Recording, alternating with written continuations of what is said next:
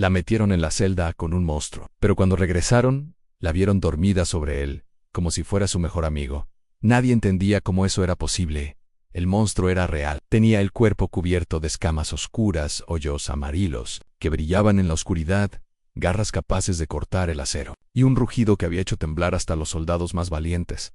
A ella la llamaban Lian Solo. Tenía 17 años. No era una soldado, ni una científica. Era la hija de una prisionera política. Y por razones que nadie explicó, la encerraron con la criatura más peligrosa del laboratorio subterráneo del gobierno. Que sea una lección, dijo un oficial. Esperaban que gritara, que suplicara, que muriera, pero no. Las cámaras de seguridad mostraban algo extraño. Al principio ella se acurrucó en un rincón, temblando. La criatura se acercó lentamente, olfateando. Parecía confundida. Ella no gritó, no huyó, solo lo miró con miedo, pero también con algo más en compasión. Durante horas, no pasó nada más. Luego, en la noche, cuando las luces se apagaron, el monstruo se acercó. La joven no se movió. Respiraba rápido, sí, pero no lloraba.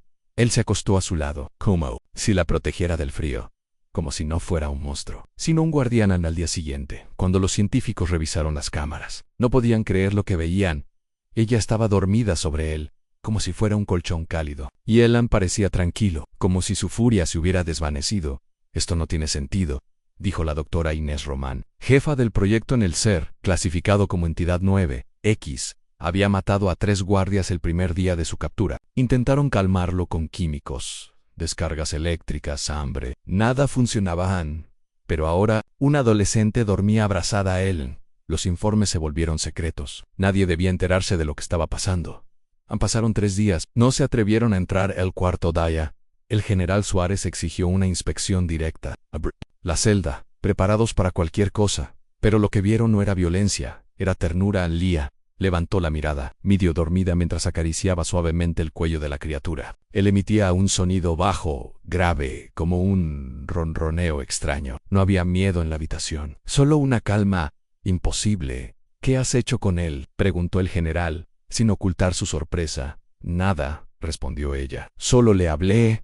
Cuando los doctores la interrogaron, Lía explicó que nunca sintió odio por la criatura. Dijo que detrás de sus ojos había algo más. Dolor en soledad. No quiere hacer daño, susurró. Solo estaba asustado. Las pruebas comenzaron. La entidad que antes atacaba a todo ser humano que veía, ahora respondía a Lía. Solo a ella seguía siendo peligroso. Pero con él era diferente y los científicos estaban divididos. ¿Y si ha formado un lazo real con ella?, dijo uno.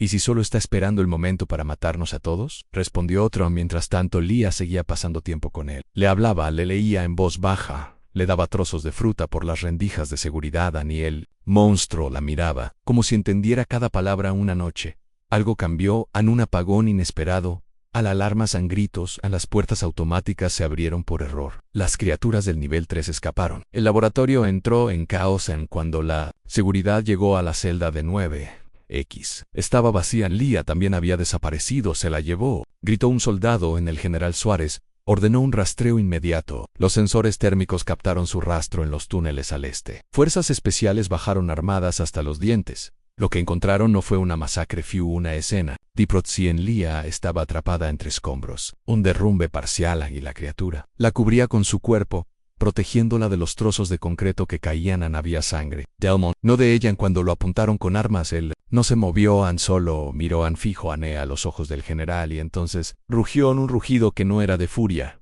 era una advertencia. El rugido fue profundo, como si naciera desde lo más antiguo de la tierra. No era de amenaza, era desesperación. Un grito para que no lo lastimaran, para que no la lastimaran a ella. Lía abrió los ojos. Tenía polvo en el rostro, una pequeña herida en la frente. Miró al general Suárez y gritó: no le disparen, él me salvó. Los soldados dudaron. Nadie entendía qué era lo correcto. El monstruo, entidad 9-X-N, se movía. Sus garras estaban en el suelo, su cuerpo cubierto de heridas. Pero su mirada era clara, como la de un perro leal protegiendo a su dueña. La doctora Román llegó, segundos después, jadeando, con el uniforme manchado. No disparen, confíen en ella. Por primera vez en ese lugar, alguien obedeció, no por miedo, sino por algo más fuerte. En asombro, Lía fue llevada a enfermería. Su condición era estable. El monstruo fue sedado, con el mayor cuidado posible, y transportado de vuelta a su celda. Pero desde ese momento, todo cambió.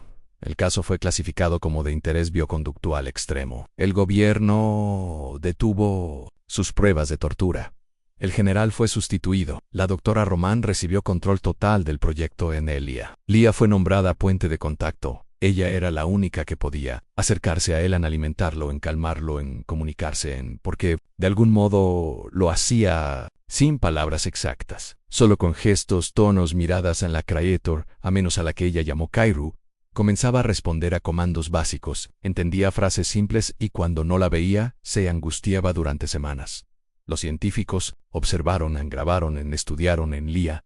Comenzó a notar cosas que nadie más veía en Kairu. Reaccionaba a ciertos sonidos, ciertos colores. Parecía reconocer símbolos, no era un monstruo salvaje. Era inteligente, muy inteligente. Una noche Lia pidió quedarse con él más tiempo. Se sentó en el suelo, dentro de la celda, sin trajes protectores. Curses, lentamente, y puso su enorme cabeza sobre su regazo. Ella sonrió y dijo algo que dejó a todos los presentes sin palabras. Él no vino a atacarnos. Vino a pedir ayuda en la sala de control.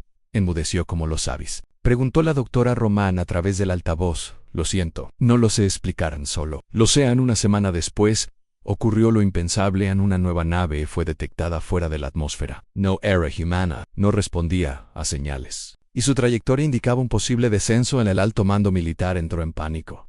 ¿Y si vienen por él? La respuesta llegó pronto. La nave envió un código, no de guerra sino de comunicación. Y entre sus símbolos, uno coincide con los dibujos que Kairu había grabado en las paredes. De su celda era su especie. Querían recuperarlo, pero no como prisionero. Como embajador en el laboratorio se convirtió en un centro diplomático improvisado. Por primera vez, los líderes del mundo aceptaron que no estaban solos, y que el monstruo no era un enemigo. Kairu pidió hablar con Lia. No con palabras, sino con gestos, con luces, con dibujos. Ella lo entendió mejor que nadie. No quieren guerra, explicó. Su especie está muriendo. Vinieron aquí buscando un hogar, pero lo capturamos. Lo torturamos. La decisión fue difícil, pero Lia fue escuchada. Se preparó un lugar especial. Un hangar abierto. Lia caminó junto a Kairu hasta la nave que había descendido silenciosamente sobre la base Antis-Doors. Kairu hizo algo inesperado. Tocó el corazón de Lia con una de sus garras. Luego marcó su propia piel con un símbolo brillante. Ella hizo lo mismo, usando un marcador especial. Era un pacto, un vínculo, una promesa. Nos volveremos a ver, dijo Lia con voz quebrada. La nave despegó. Kairu adentro, y por primera vez, el cielo pareció más tranquilo, como si algo antiguo hubiera sido perdonado. Pero la historia no terminó allí. Meses después, una señal desconocida fue captada en el desierto de Atacama. Una figura solitaria, caminando bajo las estrellas. Una figura enorme con escamas buscando a alguien. Era de noche en el desierto de Atacama. El viento soplaba entre las piedras y las antenas del observatorio. Almas zumbaban con una interferencia que nadie podía explicar. Una figura solitaria, enorme, caminaba lentamente bajo el cielo estrellado. Sus pasos eran firmes pero no agresivos. Su silueta brillaba con destellos suaves, como si absorbiera luz de las estrellas. No era humano, era Kairu. Había vuelto. Lia vivía ahora en una casa aislada, protegida por el gobierno. Nadie podía contactarla sin autorización. Él la sacaba menudo con Kairu. A veces despertaba con lágrimas, otras con una sonrisa. No sabía por qué, pero sentía que algo se acercaba. Algo importante. Hasta que una madrugada tocaron su puerta. Doctora Lia, hay algo que debe ver. La llevaron en helicóptero, sin decirle mucho. Volaron sobre el desierto hasta llegar a una zona restringida. Allí, en medio de las rocas, Kairu la esperaba. No se movió. Cuando el avión solo la miró, Lia bajó del helicóptero. Nadie la detuvo. Caminó hacia él y sin decir una palabra, se abrazaron. Durante las siguientes semanas, Kairu fue alojado en una nueva base, construida para la paz. No para el encierro. Ya no estaba solo.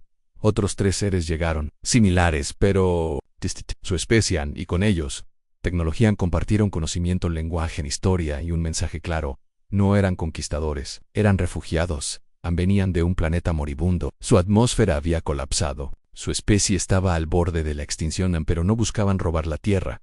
Buscaban convivir. Lia fue elegida como mediadora entre humanos y su especie, que ahora se llamaba oficialmente Nahari. Su relación con Kairu se volvió aún más profunda. Había algo invisible entre ellos, algo que superaba las palabras. Cuando uno de los Nahari cayó enfermo, Kairu no se separó de él ni un segundo. Tienen emociones, dijo Lia durante una rueda de prensa.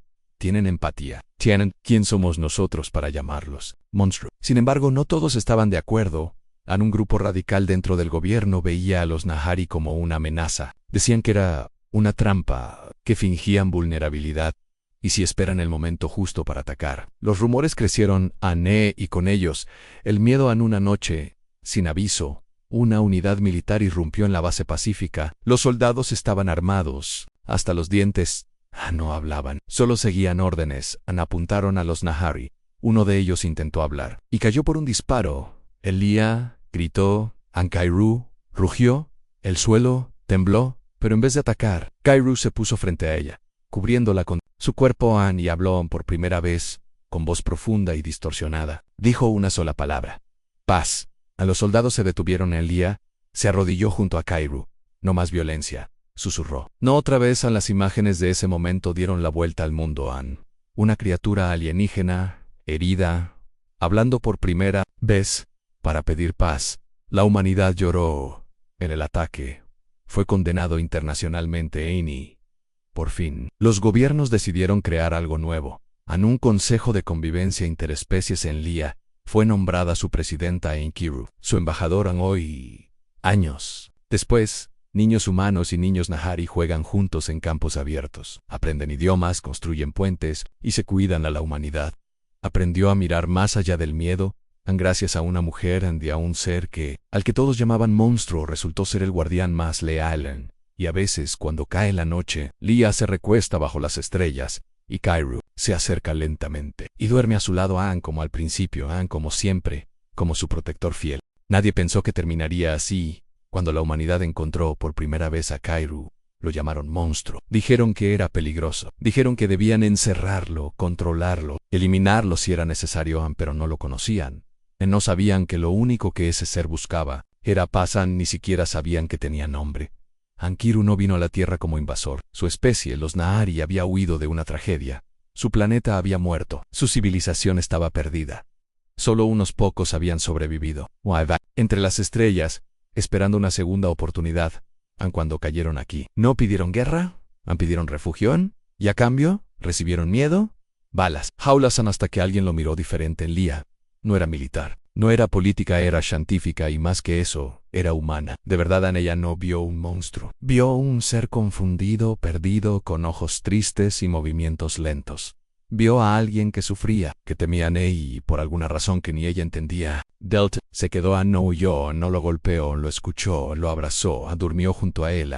Y sin darse cuenta, cambió la historia en la noche del ataque, cuando los soldados irrumpieron en la base, y Kiru se interpuso entre Lia y las armas. El mundo entero vio en directo algo que nunca podrá olvidar. Un ser alienígena, capaz de aplastar tanques con sus manos. Eligió no responder con violencia. Eligió proteger. Eligió amar. Los meses siguientes fueron difíciles. Muchos querían expulsar a los Nahari, otros querían estudiarlos como animales. Pero las imágenes del abrazo entre Kairu y Lia, la palabra paz saliendo de su boca, la herida sangrante en su brazo, conmovieron al planeta. La opinión pública cambió. A los niños preguntaban si podían tener amigos Nahari. Las escuelas comenzaron a hablar del respeto entre especies. Poco a poco, el miedo se transformó en curiosidad, y la curiosidad en esperanza. Kairu se volvió un símbolo, no un líder político ni una figura mediática. Era simplemente un protector, el protector de Lia, el protector de la paz. Durante años, trabajaron juntos. Kiru y Lia recorrieron países, hablaron ante la ONU, ante la Organización de las Naciones Unidas, explicaron quiénes eran los Nahari, qué había ocurrido con su mundo, y por qué querían quedarse. En cada lugar donde hablaban, las personas los escuchaban con lágrimas en los ojos.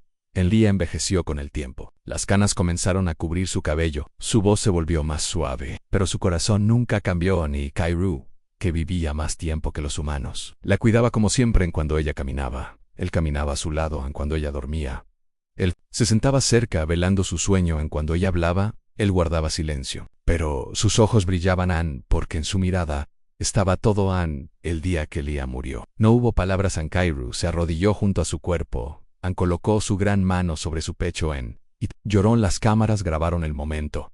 El mundo entero quedó en silencio. En ese instante todos supieron la verdad. En ella no lo domesticó, en ella no lo salvó, en ella simplemente lo entendió ni él la amó como solo un ser que ha perdido todo puede amar con todo su ser, con todo su silencio, con toda su alma. Hoy, en la entrada del santuario de la convivencia en Ginebra, hay una escultura en una mujer humana dormida tranquilamente sobre un ser gigantesco que la rodea con sus brazos como si fuera una niña bajo la estatua. Una placa dice Lia y Kairu.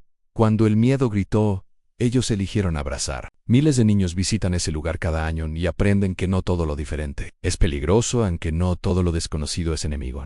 Y que a veces, los monstruos que más tememos solo quieren descansar a nuestro lado. Y dicen que, en las noches claras, cuando las estrellas están altas, se puede ver una figura enorme caminando sola por el desierto detrás de ella. Flores silvestres crecen donde pisa y en sus brazos lleva algo brillante colgando del cuello en una pequeña cadena de plata con una letra. La puerta de acero se cerró con un estruendo que retumbó en todo el pasillo.